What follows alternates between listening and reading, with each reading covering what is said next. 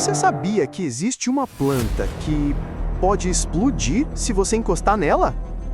Informativo e curioso. Essa é a dinamite vegetal, ou mimosa pudica. Suas folhas se fecham ao menor toque, mas em casos extremos, algumas espécies liberam uma força que parece uma pequena explosão.